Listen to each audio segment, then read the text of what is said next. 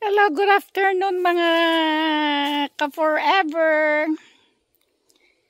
Nandito ako ngayon sa garden namin. So anyway, taglamig na dito kaya nagkanda matay na yung mga garden, mga halaman dito. So yan, nakikita nyo na froze sila. Mga itsura Yan yung sigarilyas namin. Sayang pero okay lang. Tapos ayan, itong kamote may makukuha pa pero napansin ko na pasyal ako dito at titingnan ko sana kung anong meron. So ayan yung kamote, ayun yung lemongrass namin, medyo okay pa siya, hindi na froze. Ang saging naluto sa lamig. Pero napansin ko sa kamote may may laman. Actually may nahukay ako doon banda. Ay hindi, ayun yung hukayin natin, yung malalim na yun. Titignan natin kung parang malaki siya malaki siya.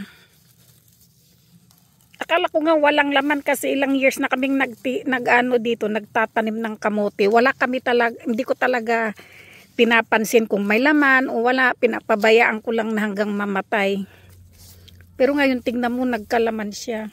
Ayan Kaya ayan siya malaki.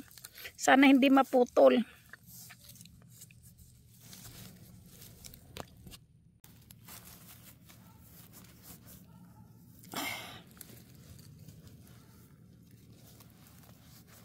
Ang laki. Kaso puti. Puti na kamote. Ay, Ginoo. Mahirap siyang hablutin. Buhangin siya kaya madaling mahablot. Naman mo kung may laman kasi matambok yan. Ayan siya matambok. Ang lalaki. Na-over na parang may steroid na siya. Aray ko.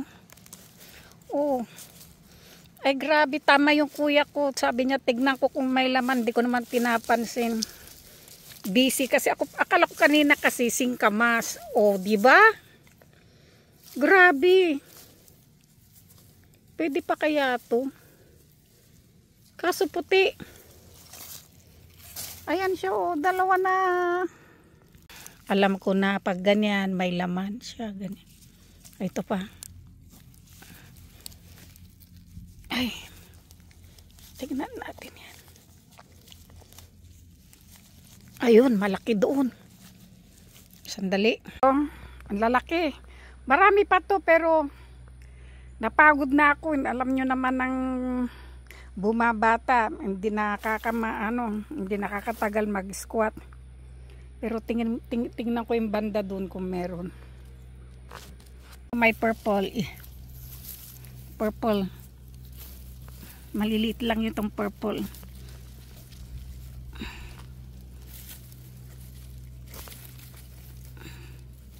Maliliit siya.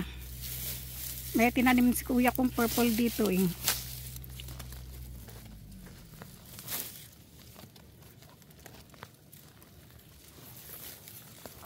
Hopefully meron yan. Ay, meron siya. Siguro. Ay, wala. Ayun, meron sa ilalim yata. Ay, wala. Okay guys, yan na lang muna. Nakakapagod pala ang mag-harvest ng kamote.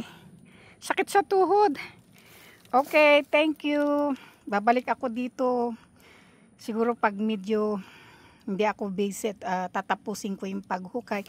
Okay, thank you for watching. See you again. Bye-bye.